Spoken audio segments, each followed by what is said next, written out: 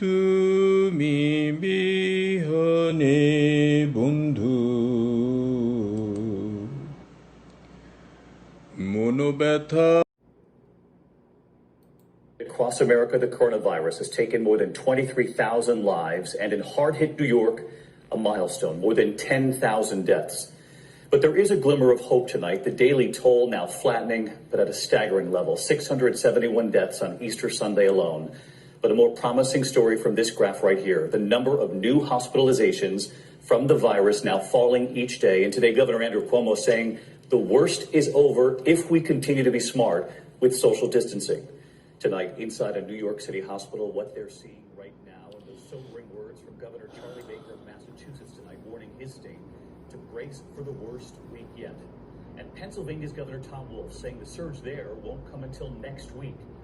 And as I mentioned, on top of this devastating outbreak, the deadly tornado outbreak on Easter Sunday, more than 30 dead across several states. This আমি কৃষ্ণ, আমি Gopal, North Carolina destroying homes and so many families trying to protect আমি themselves from Abdul. coronavirus were then forced to seek shelter together during the tornadoes. An unimaginable situation for so many. We'll get through it all today. আমার এই breaking নিউজে Take us off from New York. New ইয়র্কে Tonight, nearly a month যখন অনেক অনেক মানুষ মারা গেছে, তাদের মধ্যে আমার নাতনিটাও ছিল। আমার ফুটফুটে নাতনি, মাত্র 21 বছর বয়স, নিউ ইয়র্কে ইউনিভার্সিটিতে স্কলারশিপ নিয়ে পড়তে গেছিল। করোনা তাকে শেষ করে দিয়েছে।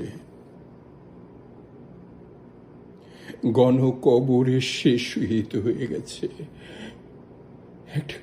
একটা কবরও তার জোটেনি, গণকবরে তাকে শুয়ে দিতে হয়েছে। আমি এখানে ক্যালিফোর্নিয়াতে বসে অনেক পরে যখন সংবাদটা শুনলাম, তখন আমার মনে পড়ে যাচ্ছে আমার সেই বুয়ামার কথা, আমার সেই কাকিমার কথা, যারা যারা আমার জন্য জীবন দিয়ে গেছে,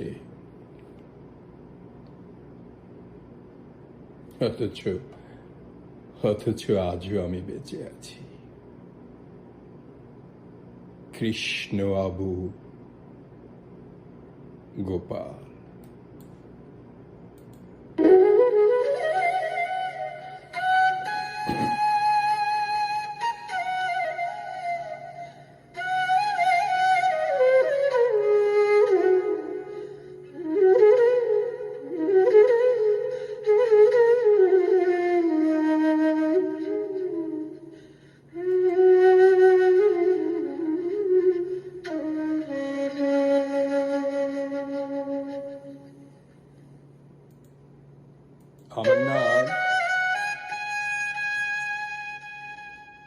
আমার নাম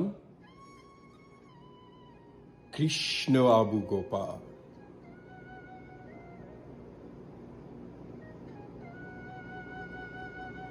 জন্মটা কবে হয়েছে, কার কোলে হয়েছে আমার মনে নেই। এতটুকু মনে আছে, ভাগীরথী নদীর তীরে যে একটা এতিমখানা আছে জঙ্গিপুরে, কৃষ্ণ এতিমখানা, সেই এতিমখানার প্রিন্সিপাল ছিলেন অমলেন্দু বিশ্বাস। সেই আমাকে কোথায় জানি কুড়িয়ে পেয়েছে, কোথায় জানি কার কাছ থেকে পেয়েছে, তারপর আমার বাসায় নিয়ে এসেছে।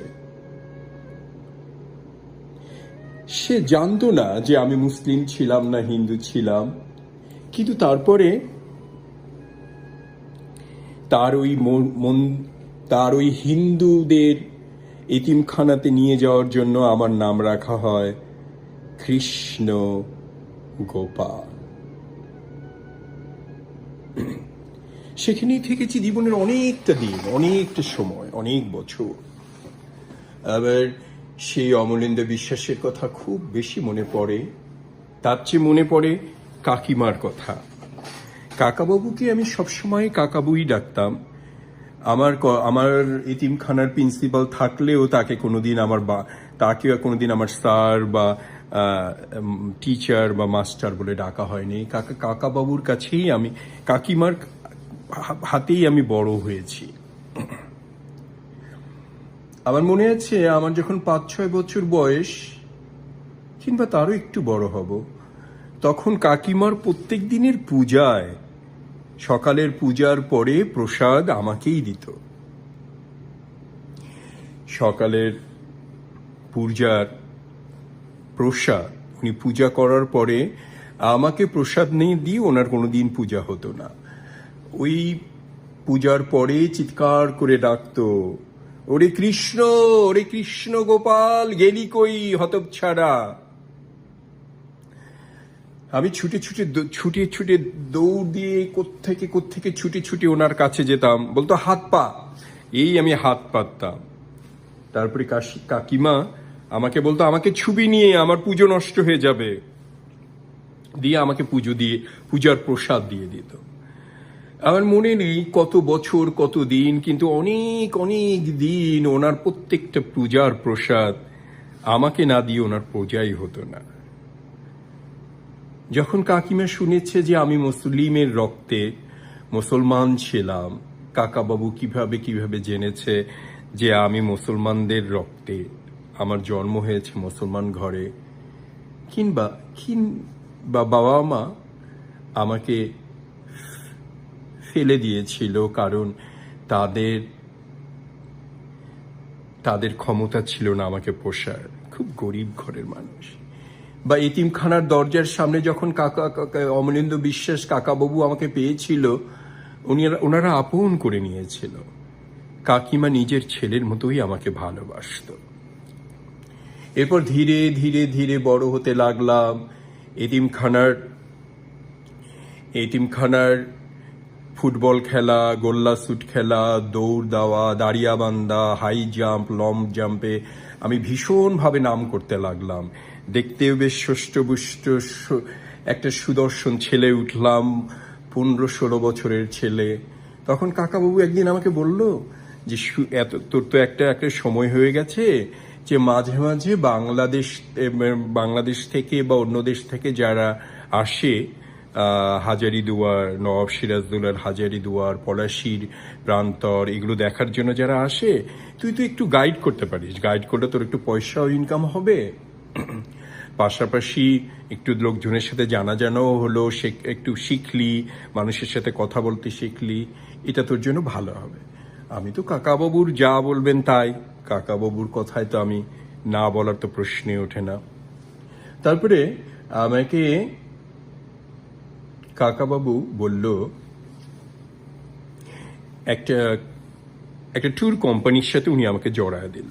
তো আমাকে করতে হতো কি, যেটা বিভিন্ন দেশ থেকে যখন ট্যুরিস্ট আসতো, হাজারীদুয়ার, নওয়াব সিরাজদৌল্লা বা দিল্লি প্যালেস বা দিল্লির গেট, সবকিছু মুর্শিদাবাদেই, তো ওগুলো আমাকে ট্যুর হিসেবে আমাকে দেখাতে হতো।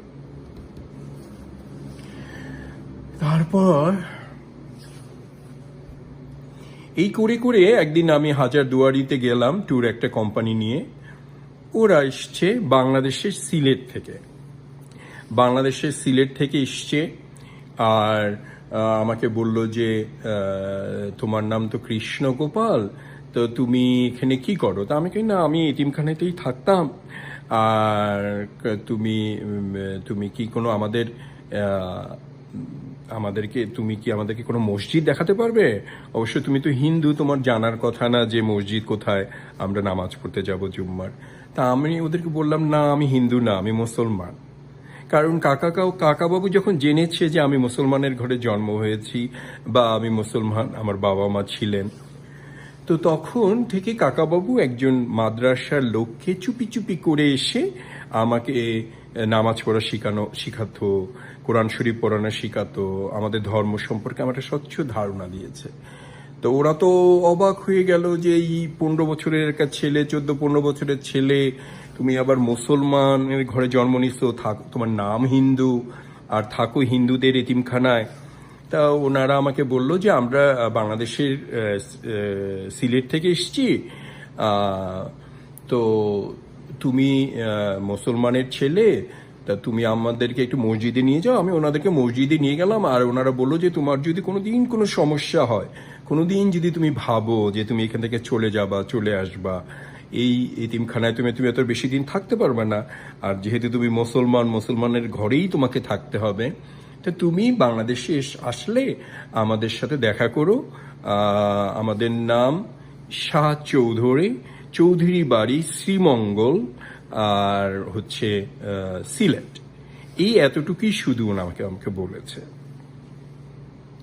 তা আমি হাসলাম, আমি কি না, আমার ওটা অসুবিধা হবে না, আমার কাকিমা আমাকে খুব আদর করেন, নিজের ছেলের মতোই ভালোবাসেন, আমার কোনোদিন দরকার হবে না।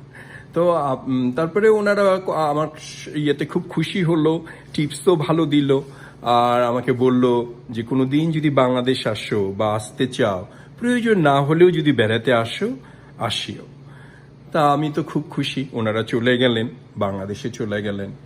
আমি তো খুব খুশি হয়ে কাকাবাবুর কাছে, কাকিমাকে যে বললাম যে একজন বাংলাদেশি মুসলমান সিলেটি লোকদের সাথে আমার পরিচয় হয়েছে, আর ওনারা খুব ভালো। তারপরে কিছুদিন যেতে না যেতে দেখি আমার পিত্তশূলক কাকাবাবু কেমন জানি একটু অন্য সুরে কথা বলছে। কাকিমাও দেখি একটু দ্বিধাদ্বন্দ্ব, একটা একটা কেমন জানি ভাব। যখন ওদেরকে বুঝতে শেখার আগেই দেখি তাদের একমাত্র মেয়ে লক্ষ্মী আমাকে ভালোবাসার গান শোনাচ্ছে। ওগো তোমার প্রাণে চাহিয়া আমি ভালোবাসার নিকুণ্ঠ ভালোবাসা তোমার প্রতি আমার, আমাকে গান শোনাচ্ছে। আর ওর প্রথম প্রেম আমার কাছে নিবেদিত করছে। কাকা বাবু কাকিমাও বুঝতে পারলো যে লক্ষ্মীর আমার প্রতি অন্য কিছু না, বন্ধু সুলভ ভালোবাসা নয়, প্রেমিকের মতো ভালোবাসা। তারপরে একদিন লক্ষ্মীও মধ্যরাতে আমার রুমে ঢুকলো। এতিমখানাটা ছিল কাকাবাবুদের বাড়ির ঠিক সামনে। তা আমার রুমে ঢুকে লক্ষ্মী আমাকে বলল, তুমি কি বোঝো না যে আমি তোমাকে ছোটবেলা থেকেই ভালোবাসি? আমি বললাম, লক্ষ্মী, এটা অন্যায় হবে, এটা পাপ হবে। কাকাবাবু আমাকে ছেলের মতো ভালোবাসে, আমার জীবনে তার অবদান, তার ঋণের শেষ নেই। লক্ষ্মী, এটা করো না, তুমি আমাকে ভালোবাসতে পারো না। তার উপরে তুমি হিন্দু, আমি মুসলমান, ভালোবাসা কি করে হয়? লক্ষ্মী বলে, তোমার নাম তো কৃষ্ণ গোপাল, ভালোবাসা কেন হবে না?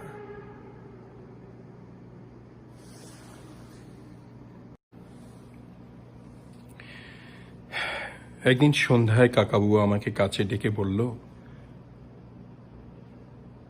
যে, গোপাল, তোর বাবার নাম ছিল আব্দুল, কিন্তু আবু বলেই সবাই ডাকত। তাই আমি বললাম, তুমি জানলে কি করে? কারণ আমি জেনেছি, খোঁজ খবর নিয়েই জেনেছি। আর একটা সত্য কথা বলবি? তা আমি বললাম, তোমাকে তো আমি কোনোদিন মিথ্যে বলিনি। কাকাকু আমাকে বলল যে, তুই কি লক্ষ্মীকে ভালোবাসিস? তো আমি বললাম যে, কি উত্তর পেলে তুমি খুশি হবে? তখন কাকাবাবু আমাকে বলল, সত্যটা বল। তাই আমাকে, কাকাবাবু, আমি লক্ষ্মীকে ভালোবাসি কিনা জানি না, কিন্তু তুমি আর কাকিমাকে আমি আমার জীবনের সবচেয়ে বেশি ভালোবাসি। আমার এই জীবনের সবকিছু অবদানে তুমি আর কাকিমা। তাহলে একটা কাজ করবি, তুই যখন আমাকে ভালোবাসিস। তা আমি বললাম, বলো। তোকে কিছু পয়সা দিচ্ছি, আর কিছু কিছু জিনিসপত্র দিয়ে দিচ্ছি। তুই আমার এতিমখানা ছেড়ে, আমার বাড়ি ছেড়ে, আমার জীবন ছেড়ে, আমার সংসার ছেড়ে, লক্ষ্মীকে ছেড়ে পালিয়ে যা, এখান থেকে চলে যা। কারণ আমার একমাত্র মেয়ে, আর আমরা হচ্ছে ব্রাহ্মণ। তোকে আমি খুবই ভালোবাসি, হয়তো আমার ছেলের মতোই ভালোবাসি, কিন্তু আমার মেয়ের সাথে তোর কোনোভাবেই কিছু হতে পারে না। আর ওর এখন 14-15 বছর বয়স, ও ভুলে যাবে, নিদারুণ কেটে যাবে। তুই ওর জীবন থেকে চলে যা, আর প্রমিস কর জীবনে কখনো এদিকে ফিরবি না।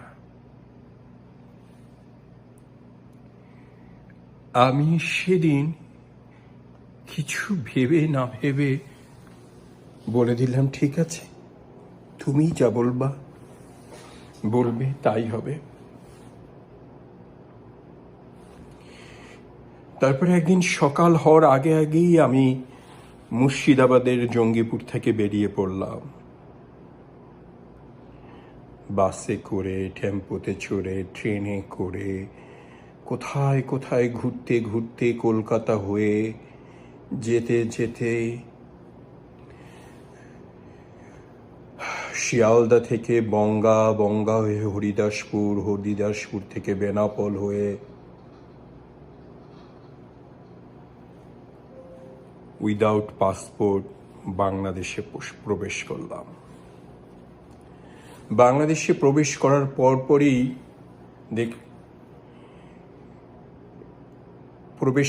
পরপরই বাসে করে, ট্রেনে করে, কোথায় চড়ে চড়ে ঢাকায় পৌঁছে গেলাম।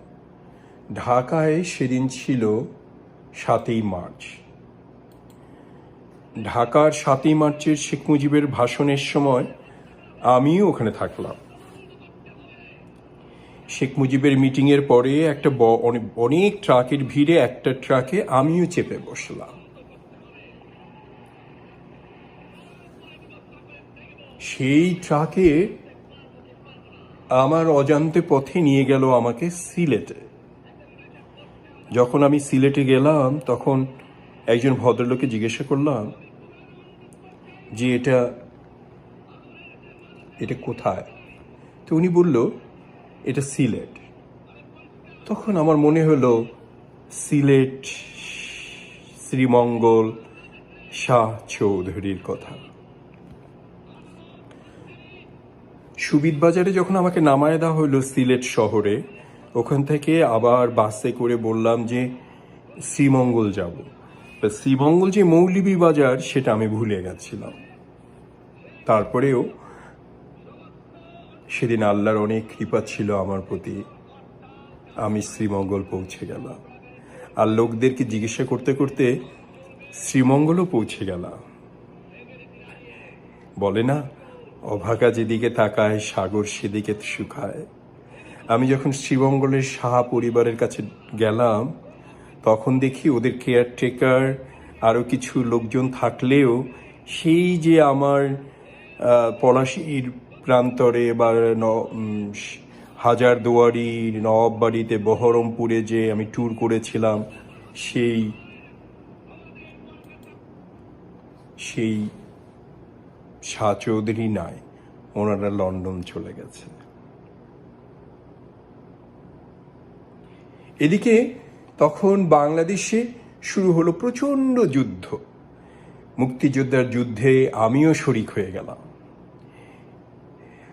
আমার বয়স একটু কম থাকাকালীন আমাকে তেমন কিছু দেওয়া হয়নি, অস্ত্রও দেওয়া হয়নি, কিন্তু শ্রীমঙ্গলের বিভিন্ন ক্যাম্পের এখানে ওখানে মেসেজ দেওয়া, মুক্তিযোদ্ধাদেরকে হেল্প করা, ওখানে করা, এগুলো করাতে বেশ সহায়তা করলাম।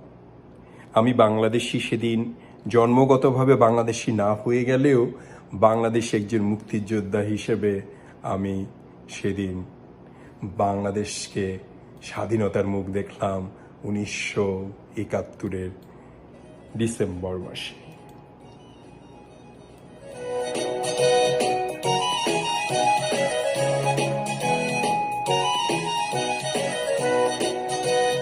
জয় বাংলা। এর মধ্যে স্বাধীনতার পরপরই লন্ডন থেকে শাহ চৌধুরী আর সেই আমেনা খাতুন চলে আসলো। ওনারা বাংলাদেশ স্বাধীনতার পরপরই বাংলাদেশে চলে আসলো। ওদের পাসপোর্টের সাথে সাথে আমারও জন্যও বাংলাদেশে একটা পাসপোর্ট করা হলো। ওরা তো আমাকে দেখে নিদার ভীষণ খুশি যে তুই এসেছিস। আমি কি হ্যাঁ। আরও কিছু কেন এখানে ওখানে কাগজপত্র রেডি করলো। নতুন বাংলাদেশ, চারিদিকে বাংলাদেশি পতাকা, স্বাধীনতার আনন্দে আমিও আনন্দিত হয়ে উঠলাম। তারপরে ওনারা আমাকে কাগজপত্র এটা সেটা করে, আর যেহেতু ওরা বেশ পাওয়ারফুল, আমারও লন্ডন যাওয়াটা খুব সহজভাবে হয়ে গেল। লন্ডন যে আমিনা খাতুন আমাকে বলল যে তুই কি করতে চাস, পড়াশোনা করতে চাস, আমাদের হোটেলে কাজ করতে চাস, লন্ডনে থাকতে তো তোর কোনো অসুবিধা নাই, কিন্তু তোর কি করতে চাস সেটাই বল। আমি বললাম আমি পড়াশোনা করব। আর শাহ চৌধুরীও বললো ঠিক আছে, কোনো অসুবিধা নাই, তুই পড়, আমাদের ছেলে মেয়েদের সাথে স্কুলে যাবি, পড়াশোনা করবি, নিশ্চয়ই তুই বড় হবি।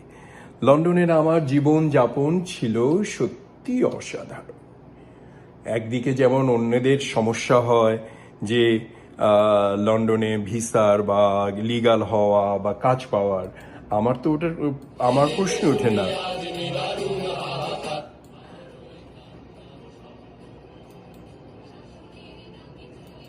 তারপরে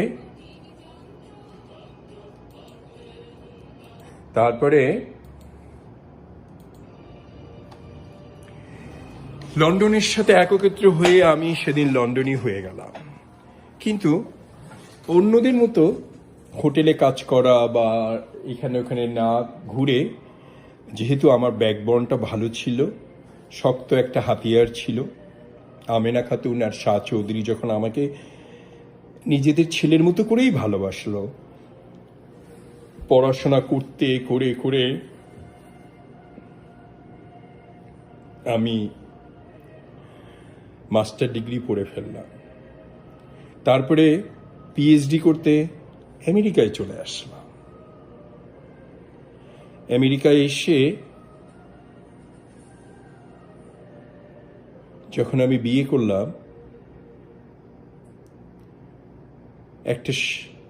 একটা বিদেশিনীর সাথে আমার প্রেম হলো। যখন আমি বিয়ে করলাম তখন আমেনা খাতুন লন্ডন থেকে আমেরিকার উদ্দেশ্যে রওনা দিল। মালয়েশিয়ান এয়ারলাইন্সের সেই ফ্লাইটটা সেদিন ধ্বংস হয়ে গেল। মালয়েশিয়ান এয়ারলাইন্স ছিল সবচেয়ে পৃথিবীর ভালো এয়ারলাইন্স, অথচ সেদিন প্রথম মালয়েশিয়ান এয়ারলাইন্স যেটা ধ্বংস হয়, সেখান থেকে আমেনা খাতুন পৃথিবী ছেড়েই চলে গেল, নিশ্চিহ্ন হয়ে গেল তার লাশ।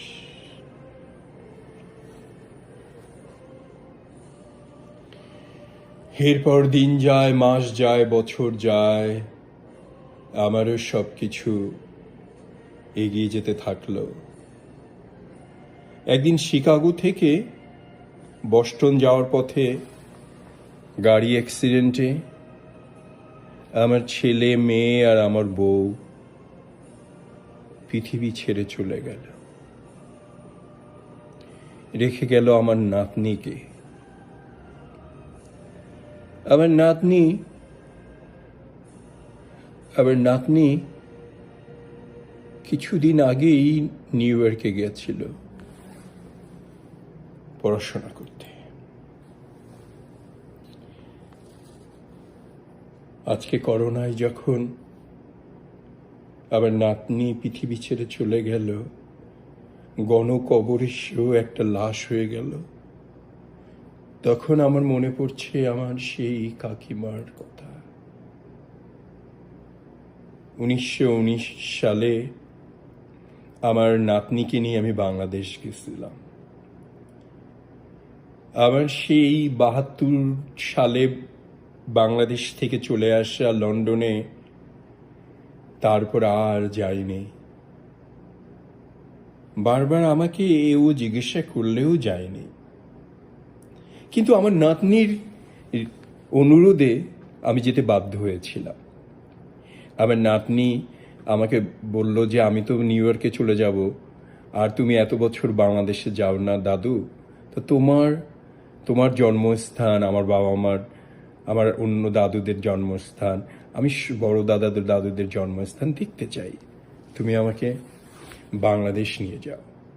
আমি যখন ওকে বাংলাদেশ নিয়ে গেলাম, সিলেটে ঘুরিয়ে, ঢাকা ঘুরিয়ে, শ্রীমঙ্গল ঘুরিয়ে, ওকে যখন বললাম আমার জন্মস্থান তো বাংলাদেশে না, আমার জন্মস্থান মুর্শিদাবাদের জঙ্গিপুরের একটা ছোট্ট শহরে। তো বললো, তুমি তো এই কথা আমাকে কোনোদিন বলনি যে তোমার জন্ম ইন্ডিয়ায়। আমি বললাম, না রে দাদু, ওইটা ছিলই তখন, বাংলাদেশ একটাই ছিল। তা আমি বললো যে না, আমি তোমার জন্মস্থানেই যাব, যেখানে তোমার জন্ম হয়েছে। আমি বললাম, আমার বাবাও নাই, মাও নাই। কি তাহলে তুমি কাদের কাছে বড় হয়েছ? আমার মনে পড়ে গেল আমার কাকিমার কথা। আমার কাকিমা আমার মায়ের মতোই ছিল। শুনেছি হিন্দুদের নাকি একটা যশোদা নামে একটা কাহিনী আছে, কৃষ্ণর মা। আর আমি সেই কৃষ্ণ, যার এক যশোদা মা ছিল, সেই জঙ্গিপুরে। তারপরে আমার নাতনির অনুরোধে আমি আর না করতে পারলাম না। আর যেহেতু আমেরিকান ইংল্যান্ড পাসপোর্ট, ভিসা পেতে হলো না, অসুবিধা হলো না, আমরা নাতনি আর দাদু মিলে সেই বহরমপুরের জঙ্গিপুরে চলে গেলাম। সেখানে যখন চলে গেলাম, মুর্শিদাবাদের প্রান্তরে যে আমার অনেক স্মৃতি মনে পড়ে গেল।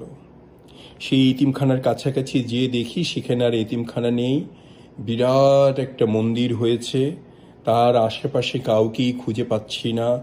এত বছর পরে যখন আমি আমার জন্মস্থানে এদিক সেদিক ঘুরতে লাগলাম, কাউকেই কোথাও খুঁজে পাচ্ছিলাম না। পকেটে একটু ভালো পয়সা টয়সা থাকাকালীন ভালো হোটেলে আমরা থাকলাম। আর আমার নাতনিকে আমার প্রথম প্রেম কাহিনীটা বললাম, যে এখানে এরকম একটা কাহিনী ছিল, লক্ষ্মীর প্রেম কাহিনী।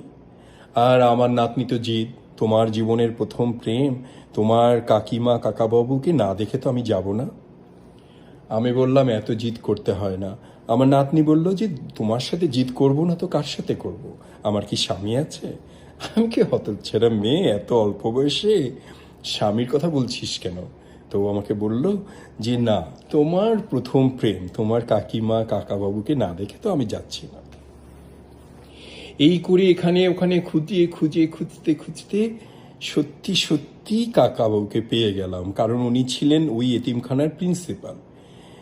তো কাকাবাবুকে পেয়ে গেলাম, বৃদ্ধ, জর্জরিত, বয়স্ক, আমাকে জড়িয়ে ধরে তার যে কি কান্না। কাকাবাবু বলল, ওরে কৃষ্ণ, তুই এতদিন পরে এসেছিস। তা আমি বললাম যে তুমি তো আমাকে চলে যেতে বলেছিলে কাকাবাবু বলল যে আমি নয় বললাম আমার সম্মান রক্ষার্থে, তুই এইভাবে চলে গেলি যে আর ফিরে তাকালি না, আর ফিরে আসলি না। তোকে এক নজর দেখার জন্যই হয়তো আমি বেঁচে আছি। দেখ, আমার পিঠ বেঁকে গেছে, চোখেও ভালো দেখছি না, কিন্তু তোকে দেখেই আমি চিনছি। আমি বললাম, তুমি তো আমাকে যেতে বলেছিলে। কাকা বললে, ওর হতচ্ছাড়া, তোর কাকিমা যে তোকে ছাড়া বাঁচলো না। তুই যাওয়ার পরেই সে শয্যাশায়ী হলো।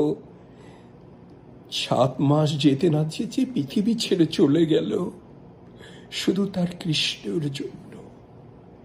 তোর অপেক্ষায়, তোর জন্য প্রত্যেক দিন পচে থাকতো, বলতো আমার কৃষ্ণ একদিন না একদিন আসবেই। এই করে তোর কাকিমা পৃথিবী ছেড়ে চলে গেল।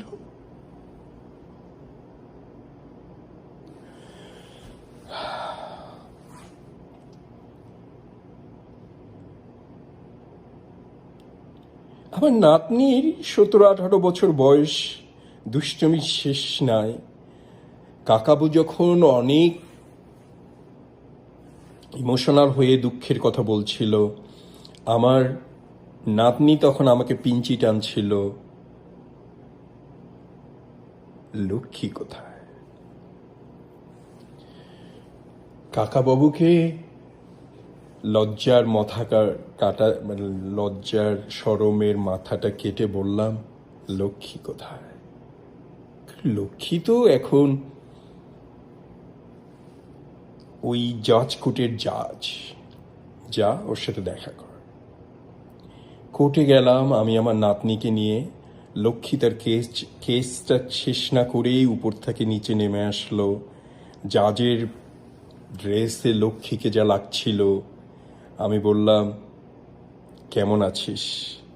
লক্ষ্মী, ভালো আছি। এভাবে কেউ কি কারো জীবন থেকে চলে যায়?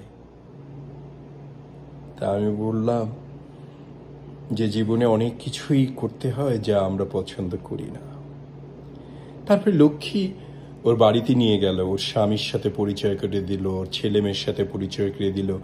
সবাই বেশ সুষ্ঠুপুষ্ট, শিক্ষিত, ভদ্র, মার্জিত। কেউ জানলো না আমার প্রেমের কাহিনী, শুধু আমার নাতনি ছাড়া। তারপর আমার নাতনিকে সহ আমি আমেরিকায় চলে আসলাম।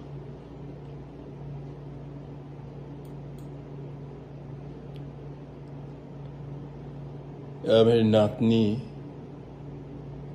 আজ করোনার ভাইরাস আক্রান্ত হয়ে পৃথিবী ছেড়ে চলে গেছে। নিউ ইয়র্কের গণকবরে সে শায়িত হয়ে গেছে। আমার আমেনা খাতুন আমাকে দেখতে আসার জন্য লন্ডন থেকে আমেরিকা আসার পথে চলে গেছে। আমার কাকিমা, আমার যশোদা মা আমার জন্য কাঁদতে কাঁদতে পৃথিবী ছেড়ে চলে গেছে।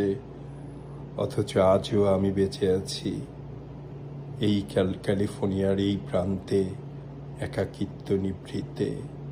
আমার নাতনিটা চলে গেল, বাকি জীবনটা আমি কি নিয়ে থাকব? ইল্লিগাল বাংলাদেশি আমি, কৃষ্ণ গোপাল চন্দ্র।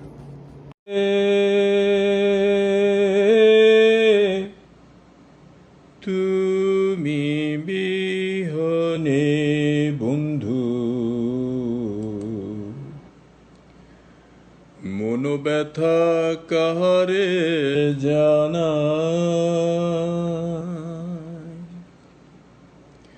বন্ধুরে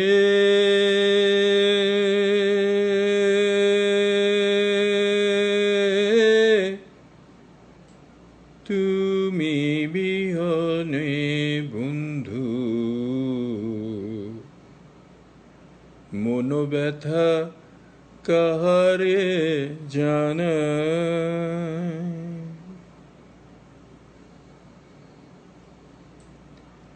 ঝরা ফুলে ফোটে না তো হাসি রে,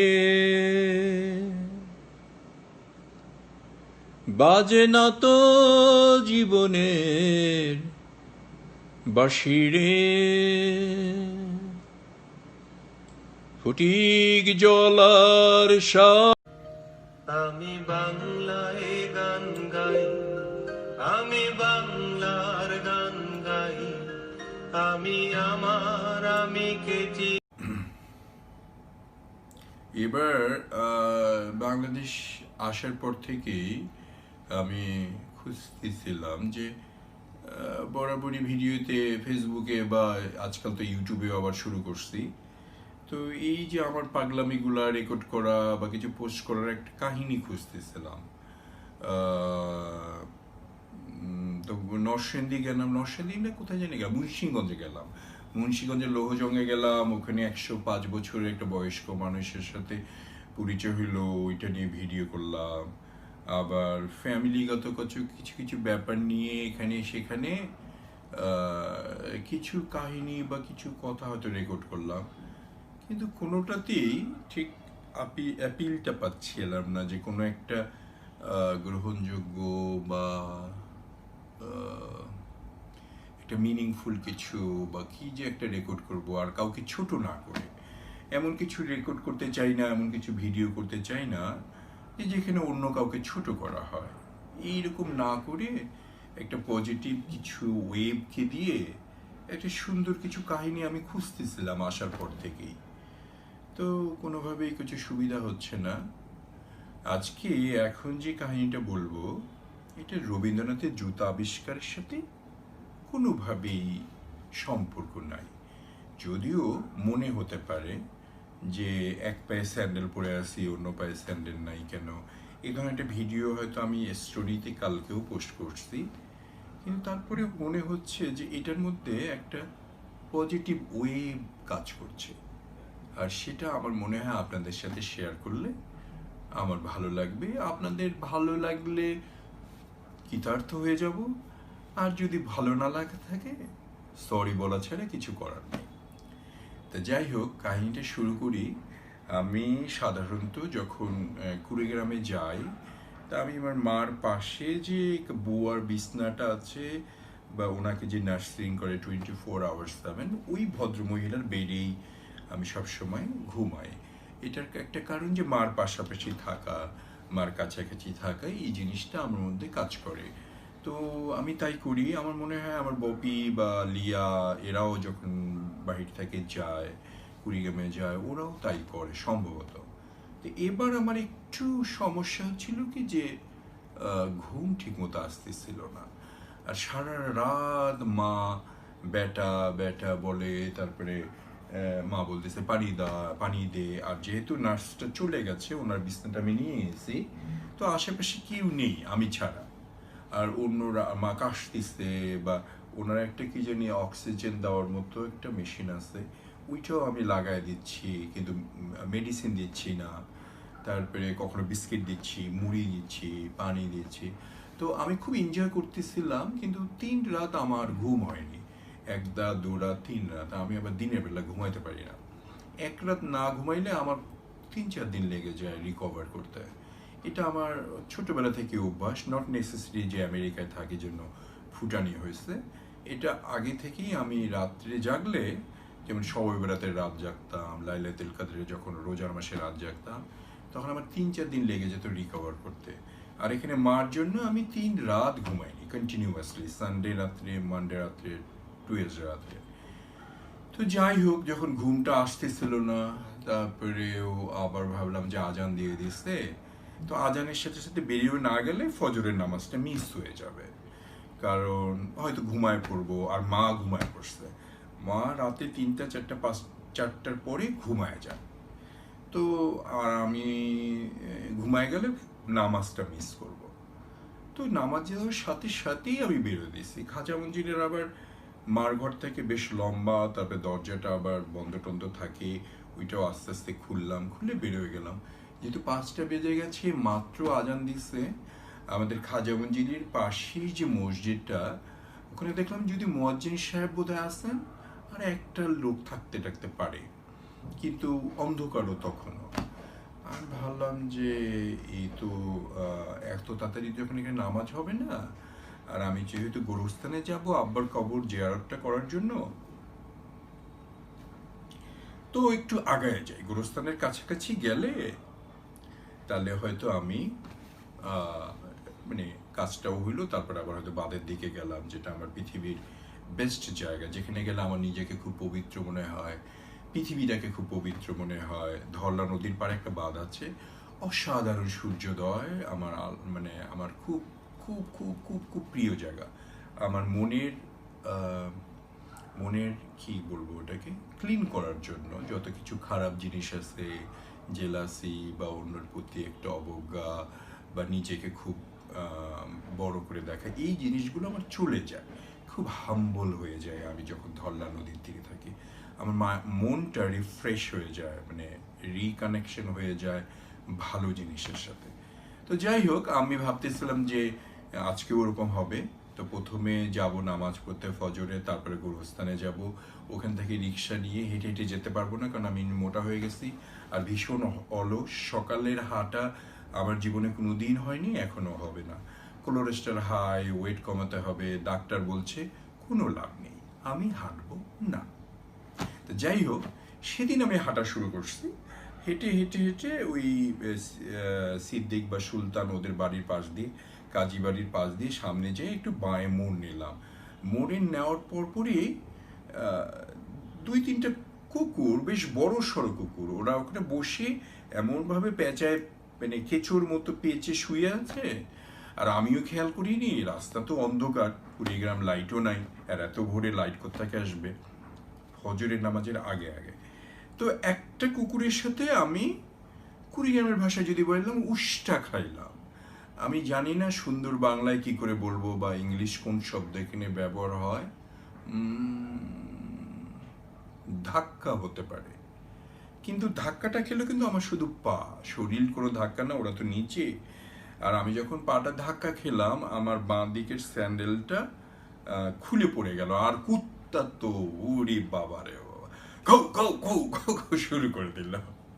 সে বিশাল কুত্তা, আর আমি তো এমনিতেই এমনিতেই কি বলবো ওটাকে, মানে ভয়, ওটাকে কি বলে, এমনি একটু ন্যাকা সেটা না, মানে আমি বরাবরই একটু ভয় পাই কুকুরকে বা কিছু একটা এই ধরনের সিচুয়েশনে। আমি খুব যে সহ্য বীর্য কিছু একটা নবাব সিরাজদৌল্লা টাইপের ব্যবহার করি না, আমার কোনোদিনই ওটা নাই।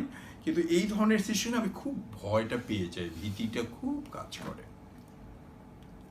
আর আমি ভাবলাম যে এই কুকুরের দিকে যদি তাকাই, ও তো আরো কামড়াবে। আর একটা কুকুরের সাথে আরো 5টা কুকুর জয়েন করে একসাথে ওরা ওদের একক গোত্রতা, যে তুই আমাদেরকে ধাক্কা দিলি কেন, ঘাউ ঘাউ ঘাউ ঘাউ করে চিল্লাচ্ছে। আমি তো ভয়ে, আমার মনে হয় কেয়ামতের দিন বোধহয় এই বোধহয় কুকুরটা আমার পায়ে এসে কামড় দিবে, আমার হয়তো পাই একটা খামচায় কেড়ে দেবে, কিংবা কিংবা একটা কোনো অঘটন ঘটবে, এরকম একটা ভয়ে কিছু অত কিছু না ভেবে খুব ওদের দিকে না তাকায় আস্তে আস্তে চলে যাওয়া শুরু করলাম। জাস্ট একটু হেঁটে খুব ধীর গতিতে আস্তে আস্তে গেলাম, ওদের দিকে পিছনে তাকাচ্ছি না, আবার আল্লাহ আল্লাহ করতেছি, আল্লাহ মাফ করে দাও, একটু রক্ষা করে, এরকম করে করে ভয়ে ভয়ে ভয়ে ভয়ে আগায় গেলাম। সাধনা ও ঔষধালয়ের পর দিয়ে ডান দিকে যে একটা মসজিদ পেলাম বাঁ দিকে, আমার মনে হয় ঝিনুক শুলা উল্টা দিকে, ঝিনুক সিনেমা হলের উল্টা দিকে একটা মসজিদ পেলাম। তো আমি তো হাফ ছেড়ে বাঁচলাম যে আল্লাহর অশেষ কৃপা, মসজিদ পাওয়া গেল। তো আমি যখন গেলাম তখন দুই একটা লোকও ঢুকতেছে নামাজ পড়তে। তো ওরা ভাবতেছে এ আবার কোন পাগল আসছে একটা স্যান্ডেল পরে, ওরা তো আর কাহিনীটা জানে না, ব্যাপারটা জানে না। তো ওরা ভাবতেছে যে পুরান পাগল ভাত পায় না, আবার এটা নতুন পাগল কোত্থেকে আমদানি হইলো, কি ভাবলো আমি জানি না, কিন্তু আল্লাহ ওনাদের ভালো রাখুক। আমি একটা স্যান্ডেল রেখে বাইরেই রাখলাম, তো সবার জোড়া জোড়া স্যান্ডেল, আমার একটা স্যান্ডেল ওখানে, ওইটার একটা ফটোও নিছি আমি পরে। দিয়ে আমি ভিতরে গেলাম, উজু করলাম, যে 2 রাকাত দাখাল মসজিদে নামাজ পড়লাম, যে আল্লাহ তুমি আমাকে রক্ষা করছো এই কুকুরের কামড় থেকে, বা পাটার কিছু হয়নি। তো এরকম ভেবে 2 রাকাত নামাজ পড়লাম। সাধারণত ইদানিং সুন্নত নামাজ পড়ি না, যেহেতু আমি বাইরে। তো তখন আমি 2 রাকাত নামাজ পড়লাম শুক্রিয়ার বা দাখিল মসজিদে। তারপরে চুপচাপ বসে আছি, 10 মিনিট যায়, 15 মিনিট যায়, 20 মিনিট যায়, কেউ আর নামাজ শুরু করে না। আমরা এই কি অঘটনে, এতক্ষণ হলো আজান দিচ্ছে, নামাজ শুরু করতেছে না, এই করে করে তারপরে তারপরে আল্লাহর অশেষ শুকরিয়া, লোকজন আসলো, ইমাম আসলো, ওরা আবার নামাজ শুরু করলো। আমি নামাজটা পড়ে নিলাম, ফজরের নামাজ পড়ে নিলাম, পরে বেরোয় আসছি। বিশেষ দিকে একটা স্যান্ডেল আর বাকিগুলো জোড়া জোড়া স্যান্ডেল, সবাই যাদের স্যান্ডেল স্যান্ডেল নিয়ে চলে যাচ্ছে, পরে চলে যাচ্ছে। আর আমি তো এখন কি করব, কি ভাবতেছি, হঠাৎ করে মাথায় আসলো আজকে আমার একটা স্যান্ডেল চলে গেছে। এমন তো হতে পারতো যে কোনো রাত্রে ট্রাকের চাপায় পরে আমার একটা পা চলে যেতে পারতো, কিংবা ট্রাকের কথা দূরেই থাক, ওই কুকুরটা তো আমার পাটাকে খামচায় কেটে রক্তাক্ত করে দিতে পারতো, আমার পাটা ক্ষত বিক্ষত হয়ে যেত। তখন আমি চিন্তা করলাম যে স্যান্ডেল চলে গেছে, যাক না, পাটা তো আছে। হঠাৎ এমনিতেই আমি পজিটিভিটি খুঁজতে চেষ্টা করি সব কিছুতেই, আমি সাধারণত পজিটিভ জিনিসটাকেই বের করে নেওয়ার চেষ্টা করি। এই কাহিনীতে ওটি অদ্ভুত লাগলো, হঠাৎ করে যখন এই জিনিসটা আসলো মাথায়, কিসের স্যান্ডেল নিলাম আমি, স্যান্ডেল এক পাই পরলাম, হাতেও নেইনি, আর পায়েই পড়লাম, এক পায়ে ডান পায়ে স্যান্ডেল, বাঁ পায়ে সে কোনো স্যান্ডেল নাই, নিয়ে হাঁটা হাঁটা শুরু করে দিলাম যে আমি ধরলা নদীর তীরেও যাব, আমি গোরস্থানেও যাব কবর জিয়ারত করতে। যাক না, আমার একটা স্যান্ডেল চলে গেছে, কি হয়েছে, স্যান্ডেলই তো। স্যান্ডেলটা খুব প্রিয়, $25 দাম। আমার মনে হয় নাইকি বা পুমা এই ধরনের নতুন চকচক একটা স্যান্ডেল, কিন্তু আমার খুব প্রিয়, আর রস থেকে কিনছিলাম এই জন্য একটু সস্তায় পেয়েছি। তারপরেও একটা নিজের মধ্যে অন্য একটা জিনিস পেলাম। তারপরে ওই এক পায়ের স্যান্ডেল নিয়ে যাওয়া শুরু করলাম, আর কিছু একটা রেকর্ডও করলাম বোধহয়, যে আমার এক পায়ের স্যান্ডেল, অন্য পায়ের স্যান্ডেল নাই, এক পায়ের স্যান্ডেল হারায় গেছে, এই ধরনের ভাবতে ভাবতে রেকর্ড করে চলে গেলাম। তখন ওই যে ডলারদের বাসা, ডলার আবেদিন বা সবুজ পাড়া হয়ে হয়ে একটু যেতেই আর একটা রিক্সাওয়ালা আসছে, এসে বলতেছে যে কি কি ভাই আপনার যাবেন নাকি? আমি হ্যাঁ যাবো যাবো যাবো, তুমি আমাকে মানে এখন এতক্ষণ একটা রিক্সা আসছে, আমি খুব খুশি, কারণ আমি এক পায়ে হাসতেছি, খুব কষ্ট হচ্ছিল, বাঁ দিকের পায়ের মধ্যে না ওই যে পাথরগুলো লাগতেছিল, আবার মনে হচ্ছিল যে স্যান্ডেল খুব ইম্পর্টেন্ট, মানে আর তার মধ্যে এক পায়ে নাই, আর এক পায়ে স্যান্ডেল আছে। আমি একটু ভোদাই টাইপ, তো যদি ডান দিকেরটা খুলে হাতে নিয়ে নিতাম বা ফেলায় দিতাম, তাহলে কিন্তু দুই পায়ে খালি স্যান্ডেল নিয়ে আমার ভাই রক্তে রাঙানো 21শে ফেব্রুয়ারি হয়ে যেত। সেই না করে আমি এক পায়ে স্যান্ডেল পরে আছি, আর এক পায়ে স্যান্ডেল নাই, তো একটু অসামঞ্জস্য লাগতেছিল। তো যেটা যে লোক দেখতেছিল ওরাও হয়তো হাসতেছিল, আমার কাছে নিজেরও সুবিধা মনে হচ্ছিল না। তো রিক্সাওয়ালাটা উনি আমাকে নিয়ে গেলেন, দিয়ে ঘোষপাড়ার দিকে যে ইয়েটা আসছে, কি বলে ওটাকে, গোরস্থান, ওখানে গেলাম যেখানে আব্বার কবর। তো উনি আবার আমাকে বললো যে ভাইজান আপনি কি আবার যাবেন, আপনি নান্টু ভাইয়ের ভাই না? আমি কি হ্যাঁ আমি নান্টু ভাইয়ের ভাই। আপনি তোরাব মিয়ার বেটা? আমি কি হ্যাঁ আমি তোরাব মিয়ার বেটা। তুমি এত জানো কি করে? আপনাদের বাসার কাছাকাছি আমার কোথা জানি বাড়ি, তো আপনি কি ফেরত যাবেন? আমি কি হ্যাঁ যাবো, অবশ্যই যাবো। তা তুমি কি, আমি তাহলে আপনার জন্য অপেক্ষা করি। তা আমি বললাম যে হ্যাঁ, আমি তোমাকে পয়সা দিয়ে দিই, এতটুকু পয়সার জন্য যতটুকু আসছি, 20 টাকাটা দিয়ে দিলাম, দিয়ে কিন্তু আমি বললাম যে তুমি যদি থাকতে চাও থাকো, আর আমি আসার পরে। তো উনি বারবার আমার পায়ের দিকে তাকাচ্ছে, কিন্তু কিছু বলতেছে না, এমনি খাঁচা ফ্যামিলির ছেলে, তোরা মিয়ার বেটা, তো কি বলবে, কিন্তু ভাবতেছিল যে কি আর কোন পাগল টাগল, কিছু একটা হইছে, কিছু একটা ব্যাপার আছে। কিন্তু ভদ্রলোক ভালো, আমি ওনার নামও জিজ্ঞাসা করিনি, রিক্সাওয়ালা। তা আমি আবার গোরস্থানে ঢুকলাম, লাকিলি একটা ছোট দরজা আছে, ওটা খুলে ঢুকলাম, ঢুকে আবার গোরস্থানের ভিতরে ভিতরে গেলাম, যেটা করি, কুলু আল্লাহ 3বার পড়ি, আলহামদুলিল্লাহ 3বার পড়ি, তারপরে দরুদ শরীফ বোধহয় 3বার পড়ি, সেদিন বোধহয় দরুদ শরীফ পড়া হয়নি, এরকম কিছু সূরা পড়ে বেশ খানিকটা একদম শেষ পর্যন্ত গেলাম। মানে আমার মাথার মধ্যে এটা কাজ করে যে নট নেসেসারি আব্বারি কবরের সামনেই আমাকে জিয়ারত করতে হবে, যেহেতু আমি গোরস্থানে গেছি, আমি সব কবরে যত আছে সবার জন্য জিয়ারতটা করি, এটা আমার সাধারণত আমার মধ্যে কাজ করে। আল্লাহ আমাকে মাফ করুক, কুড বি আমি রং, বাট আমি পুরা শেষ পর্যন্ত গেলাম, ঘুরে আসলাম। দিকে আবার ডান দিকে যে বুলেটের কবর, পারুল আমার ছোট, আমার মেজো ভাইয়ের ওয়াইফ, ওর রুস্তম দুলা ভাই, আমার মেজো দুলা ভাই, তারপরে মোস্তফা ভাই, আহমদ সরকার, উজ্জ্বল ভাই যে আমেরিকায় থাকতো, তার কথা আমি অনেকবার বলেছি, উজ্জ্বল ভাইয়ের কবর। ওইদিকে ডান দিকে গেলাম, ঘুরে এসে আবার এদিকে গেলাম, আর নামগুলা দেখতে থাকলাম, মানে এক পায়ে স্যান্ডেল না থাকলেও আমি নামগুলো দেখলাম যে কাকে কাকে চিনি, কাকে কে চিনি না, এরকম হতে পারে, কারণ অনেক আগে তো, 1981-এ আমি কুড়িগ্রাম ছাড়ছি। তো তারপরে হয়তো অনেকে চলে গেছে, তো যদি নামটা জানা হয়, কারো হয়তো নিক নাম জানি, কারো ভালো নাম জানি, তো ওই করে দিয়ে যেভাবে জিয়ারত করতে হয়, আল্লাহর কাছে দোয়া করলাম যে আল্লাহ তোমার লাখ লাখ শুক্রিয়া যে আজকে আমার পাটাকে রক্ষা করছো, কিছু খারাপ কিছু হয়নি। পাশাপাশি বললাম যত কবরে লোক শুয়ে আছে সবাইকে বেহেশতে বেশি করো, আর আমার গুণাগুলোও মাফ করে দাও, আর আমি যখন এই কবরে যাব তখন তুমি আমাকে দেখে রেখো, তোমার হাওলায় আমি সম্পূর্ণ সমর্পণ করে দিয়েছি নিজেকে। তাই যাই হোক, খরস্থান থেকে বেরোইলাম, শেষ করে মনটা একটু ভরক্রান্ত হয়ে গেছে, যেহেতু জায়গাটা বা দোয়াটা ওই ধরনের ব্যাপার। তো বেরো আসার পরে আমার ওই যে কি বলে ওটাকে, কি জানি সুন্দর শব্দ আছে,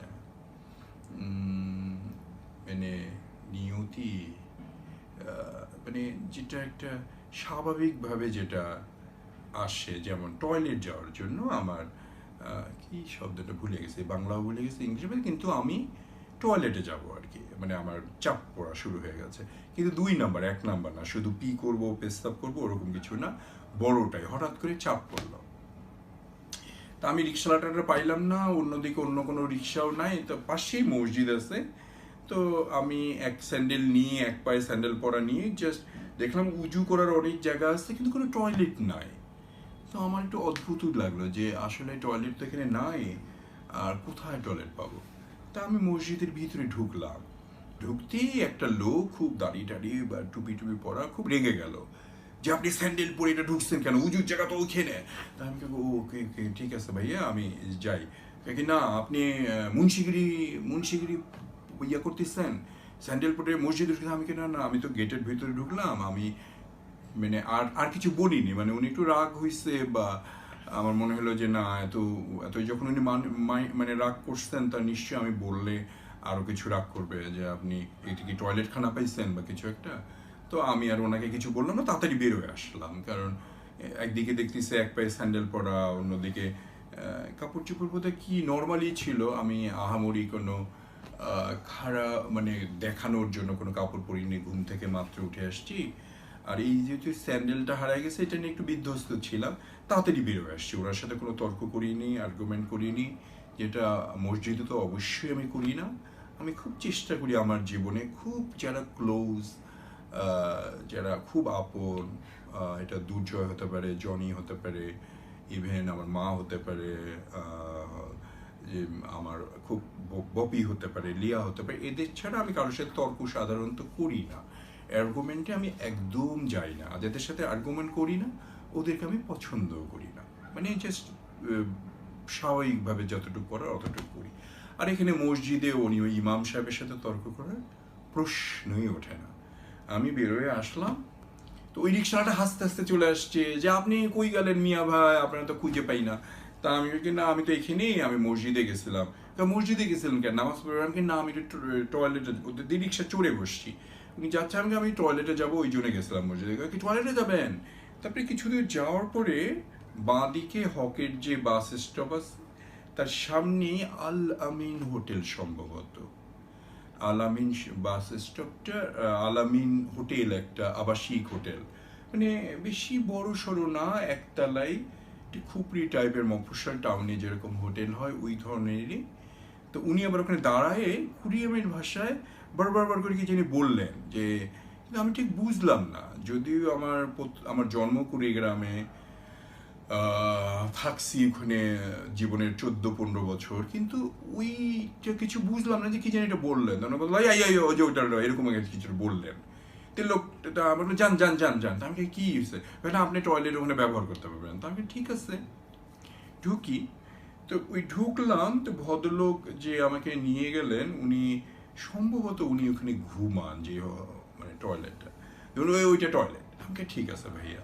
তা আমি টয়লেটে ঢুকলাম, ঢুকে দেখি কি এইদিকে বোধহয় একটু পানি আছে, কিন্তু বদনা একটা আছে, আর কিচ্ছু নাই।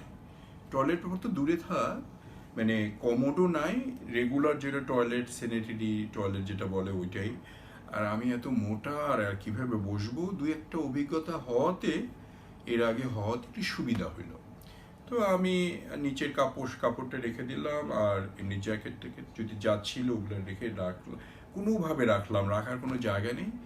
টয়লেট ইউজ করলাম, তারপরে আবার কোনোভাবে কষ্ট মষ্ট করে যে বাসায় যে গোসল করে ফেলবো এই ধরনের করে তারপরে বেরোয় গেলাম। তো আলহামদুলিল্লাহ কিছু খুচরা পয়সা ছিল, উনি বাংলাদেশি টাকা 100 টাকাও ওনাকে দিলাম, যে থ্যাংক ইউ ভাইয়া যে আপনি আমাকে টয়লেট ব্যবহারটা করতে দিয়েছেন। কিন্তু নিজে খুব একটা অস্থিরতার মধ্যে আছে যে কি করি। তারপরে বেরোয় গেলাম। তো রিক্সাওয়ালাটা আবার আমাকে নিল, আর ওই আলামিনকে আমি জিজ্ঞাসা করলাম যে উনি আমাকে বললো আপনার একটা স্যান্ডেল কেন, এটা একটা কাহিনী আছে, তো আপনার কেমন আছে, আপনি কি মালয়েশিয়ান? আমি কেন, মালয়েশিয়ানটা কি একটা স্যান্ডেল পরে? তবে বলে কি না তা জানি না, তবে আপনি দেখতে মালয়েশিয়ান। আমি না ভাইয়া, আমি বাঙালি, আমি বাংলাদেশি, আমি কুড়িগ্রামে আমার জন্ম, আর আমি মালয়েশিয়ানটা আসেন না। তবে আমি আপনার নাম কি? তো উনি বললো ওনার নাম আমিন। তো হোটেলটা যদি আলামিন হয় আর উনি যদি আমিন হয়, আমার মনে হয় ওই হোটেলের মালিকই হবেন ওই ভদ্রলোক। এসে আমি রিক্সায় চললাম, ওনাকে বললাম thank you thank you thank you বলে রিক্সাটা আলাটা লেগে নেই। উনি বললো কি এই দিক দিয়ে যাবো ভাইয়া, এই দিক দিয়ে তো বাঁধ কাছে। তা আমি না বাঁধ আর যাবো না ভাইয়া, তুমি আমাকে ওই আপেলদের বাসা, যেটা পোস্ট অফিস পাড়ার সামনে দেখে, আপেল অপু ওদের বাসার কাছাকাছি, মানে ওকে তো আর বলিনি যে ওদের বাসায়, বললো যে ওই দিকে নিয়ে যাও পোস্ট অফিসের দিকে। তো রিক্সাওয়ালাটা আবার উনি গল্প শুরু করলো যে ওনার ওয়াইফের প্যারালাইসিস হয়েছে, খাজা মঞ্জিলের পিছন দিকে কোথায় জানি থাকে, নান্টু ভাই বা আব্বাকে চেনে, এই ধরনের আরো একটু গল্প টল্প করতেছিল। আমার শুনতে খুব একটা ভালো লাগতেছিল না, এমনি টয়লেটটা ইউজ করছি, তৃপ্তি পাইনি, এক পায়ে স্যান্ডেল, অন্যত্র পাটা খালি, তারপর আবার পাটা ব্যথা করা শুরু হয়ে গেছে, পাথরের ধাক্কা খাইছে গেছে, একটু নাদুস নুদুস, পাগুলো নরম নরম, কি জানি আমেরিকা বলে কথা না, বরাবরই আমি এরকম নরম। তো উনি আবার, আমি বললাম এখানে থাকেন এখানে থাকেন, দাঁড়ান, ওকে এইখানে মাঝখানে নেমে যাবেন নাকি? হ্যাঁ আমি এখানেই নামবো। ওনাকে আবার বলতো একটু রিক্সা ভাড়াটা বেশি দিলাম, 10 টাকা 20 টাকা হয়তো ভাড়া, আমি হয়তো 5 ডবল বেশি দিলাম, যেহেতু ভদ্রলোক টয়লেট ইউজ করার ব্যবস্থা করে দিচ্ছে, আবার চেনে অপেক্ষা করছে, সব কিছু মিলায় তো কত দিচ্ছি এটা বিষয় না। আমি ওনাকে বিদায় দিয়ে দিলাম, উনি চলে গেল, আমি আমার স্যান্ডেল খোঁজা শুরু করলাম, কুকুর তো আর নাই। তখন হয়তো 7টা বেজে গেছে, 5টা থেকে শুরু হয়েছে কাহিনী, হয়তো 6:30 বা 6:45 এরকম কিছু বাজে। আমি স্যান্ডেল শুরু করলাম খোঁজা, ওইদিকে গেলাম আপেলদের বাড়ির ওদিকে, যে বাসে বোধহয় দেবাশিসদের বাড়ি, ওইদিকে ঘুরে আবার পিছনে আসলাম, ডানে দেখি বাঁয়ে দেখি কোথাও যদি স্যান্ডেলটা পাওয়া যায়, আর স্যান্ডেলটা কোথাও পড়ছে আমি তো জানি না।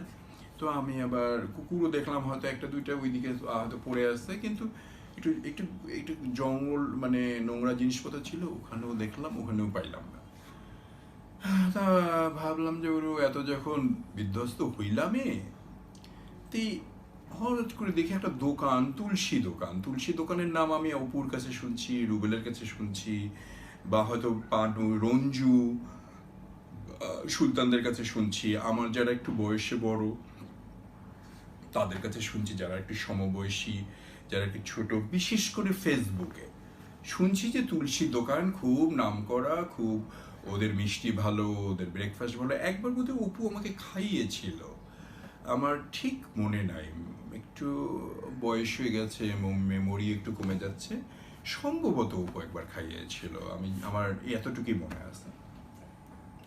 তো তুলসী দোকানে ঢুকবো, ওকে যে বলবো যে আমাকে চা দেন বা নাস্তা দেন, তার আগেই লোকটা, আপনার একটা স্যান্ডেল কেন? ওরে বাবা, এমনিতে যায় না, তার মধ্যে আবার আবার কি অঘটন। আমি কেন, আপনার মনে মনে বললো আপনার সমস্যাটা কি, একটা স্যান্ডেল তাতে আপনার অসুবিধাটা কোথায়? ঠিক আছে আসেন এদিকে। দিয়ে উনি আবার বাঁ দিকে নিয়েছে, সামনে একটা একটা জঙ্গল, ওই যে ওকে আপনার স্যান্ডেল নিয়ে নেন। আমাকে আলহামদুলিল্লাহ, মানে স্যান্ডেলটা এখানে মুখ্য না, কিন্তু ওই মুহূর্তে স্যান্ডেলটা পাওয়া আমার জন্য $1 মিলিয়ন ছিল। কারণ একদিকে আমার পা ব্যথা করতেছে, দ্বিতীয়ত এখন স্যান্ডেলটা যে আর একটা স্যান্ডেল হাতে নিয়ে নিবো, দিয়ে খালি পায়ে 21শে ফেব্রুয়ারির মতো করে হেঁটে যাব, ওইটাও আমার মাথায় আসেনি, মানে ঠিক একটা মেসের মধ্যে ছিলাম। তো স্যান্ডেলটা দেখে আমার খুব ভালো লাগলো, আমি ভাইয়া একটু আপনি আনিয়ে দেন না, একটা একটা নলার মতো আছে, তো আমি যদি পড়ে যাই এমনিতেই, মানে কি একটা অবস্থা, আমাকে একটু এনে দেবেন কয়েকে। তো একটু রাগ, মানে মনক্ষুণ্ণ হলো, উনি পছন্দ করলো না। তারপরে আলহামদুলিল্লাহ উনি যে আমাকে স্যান্ডেলটা দিল, আমি নিলাম। আমি ভাবলাম যে এনাকে একটু বকশিস দিই। তা আমি ভাবলাম যে যদি 10-5 টাকা 20 টাকা 25 টাকা যাই দিই, তার চেয়ে একটু কিছু কিনি। তো ওদের দেখি রসগোল্লাগুলো ঠস ঠস করতেছে, নতুন ফ্রেশ রসগোল্লা, হয়তো আগের দিন রাত্রে বানাইছে। তো আমি ওখান থেকে 2 পাউন্ড রসগোল্লা, 2 কিলো আমার মনে হয়, আমি পাউন্ড বললাম, উনি বলল কিলো। তো 1 কিলোর দাম 225 না 20 এই ধরনের কিছু একটা। তো মেন বাসার জন্য 1 কিলো নিলাম, খাজা মঞ্জিলের জন্য 1 কিলো নিলাম। তারপরেও ভাবলাম যে আর এত সকাল, এখন হয়তো কেউ ওঠেনি, একটু খেয়েও নি, আর এদের এত নাম শুনছি তুলসীর দোকান। তো আমি আবার বললাম যে আমাকে একটু খেতে দেবেন, মানে ব্রেকফাস্ট দেবেন বা কিছু একটা, কি খাবেন? তা বানায় দিই। তখন আমি একটু ভালো হলো, মানে যেহেতু মিষ্টির অর্ডার দেওয়া হয়ে গেছে, তারপরে উনি একটু বুঝলো যে না লোকটা বিপদের মধ্যে ছিল বোধ হয়। যাই হোক উনি তাড়াতাড়ি পরোটা বানানো শুরু করলো, একটা কলের ওখান থেকে কল থেকে ইয়ে করে পানি এনে আমাকে দিল, আমাকে আল্লাহ আকবার কলের একটা ছবি তুললাম, তারপরে হাতটা ধুয়ে বসে আছি, তারপর উনি আমাকে খেতে দিল। আমি ওনাকে বললাম যে আপনার এই ওনার ওই ফটোটা কি, এটা কি ওনার নাম তুলসী? কই কি হ্যাঁ, ও তুলসী তো আমার বাবা। আমি কই হ্যাঁ আপনাদের হোটেলের আমি খুব নাম শুনছি আমার বন্ধু বান্ধবদের কাছে, বা কুড়িগ্রামে খুব তো বিখ্যাত দোকান। তো তারপরে উনি আবার খুব সুন্দর করে খেতেও দিল, আমি আবার হাত মুখ ধুইলাম বা তারপরে খাইলাম, খাওয়ার পরে ওনারা দিলাম আর কিছু বকশিসও দিলাম, যেহেতু আমাকে স্যান্ডেল দিছে, মিষ্টিগুলো সুন্দর করে প্যাকেজ ট্যাকেজ করে দিল। তো ওনাকে একটু এক্সট্রা টিপস দিয়ে ওখান থেকে বেরোয় আসলাম। বলে আলহামদুলিল্লাহ, এই কাহিনী তো আমি খুঁজতেছিলাম। মানে কাহিনী ফেসবুকে দেওয়া বা ইউটিউবে বড় কথা না, কিন্তু এখান থেকে যেটা আমি শিখলাম যে স্যান্ডেল চলে গেলে যেতে পারে। জুতা আবিষ্কার রবীন্দ্রনাথের কাহিনী না, এটা সত্যি সত্যি খাজা মর্তুজের আজকের কাহিনী। 2019 সালের এপ্রিল মাসের কাহিনী, যখন চারিদিকে কাল বৈশাখী ঝড় বইছে, সেখানে সন্টুর এই কাহিনীটা কোথাও যদি কারো একটু ভালো লাগে, কোনো মিউজিক নাই, কোনো কবিতার সাজসরঞ্জ নাই, কিন্তু যদি কারো একটু ভালো লাগে তাহলেই আমার আনন্দ লাগবে। যে স্যান্ডেলটা বড় কথা না, বা শক্তি বা যেটা স্বাভাবিকভাবে চলতে যেটা দরকার আমাদের চোখ নাক আমাদের 7 ইন্দ্রিয় বা যত ইন্দ্রিয় আমাদের দরকার, এটা থাকলেই আমাদের আনন্দ করা উচিত, সেলিব্রেশন করা উচিত। থ্যাংক ইউ, সবাই ভালো থাকুন। এক পায়ে স্যান্ডেল না, 2 পায়ে স্যান্ডেল নিয়েই থাকুন। আর যদি একটা স্যান্ডেল হারায়ও যায় কিংবা স্যান্ডেল নাও থাকে, পা তো আছে, এই শক্তিটা সবার প্রত হোক। থ্যাংক ইউ, ধন্যবাদ।